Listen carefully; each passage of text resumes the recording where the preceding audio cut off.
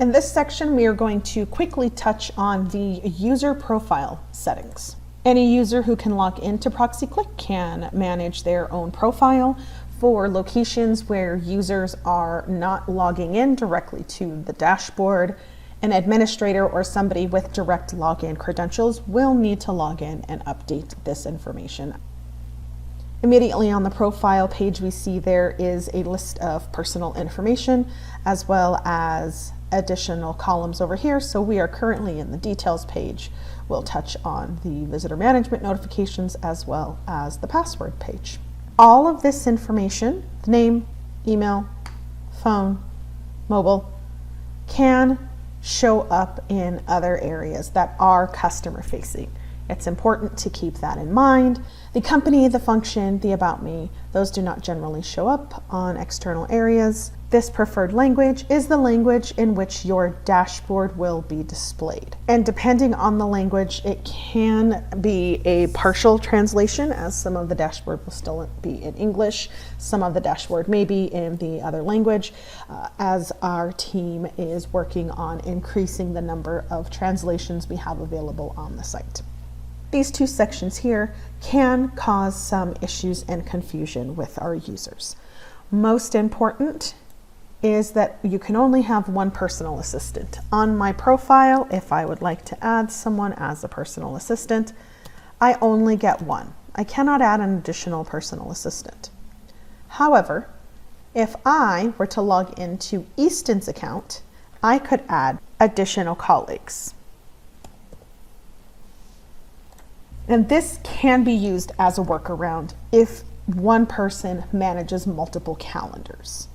The person whose calendar is being managed can only add the single person, but the person who is managing multiple accounts or people who are managing multiple calendars can all be added here.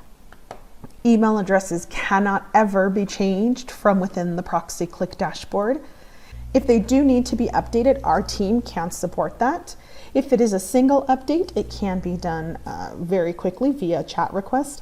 If it is a full domain change, then we will need to submit a ticket to the technical team. A phone number is used for the information on an invitation email to be reached by your guest if there's any issues. Mobile numbers are not only listed on the invitation emails along with the other personal information. This is used for receiving SMS notifications. If you, the user, would like to receive SMS notifications, then you will definitely want to insert your number here. Your home location is the location that will show up whenever you log into ProxyClick. It is also utilized when you are using a generic mail integration. The generic mail integration does not specifically request location information, so booking a visit using that particular integration will by default create a visit at the home location.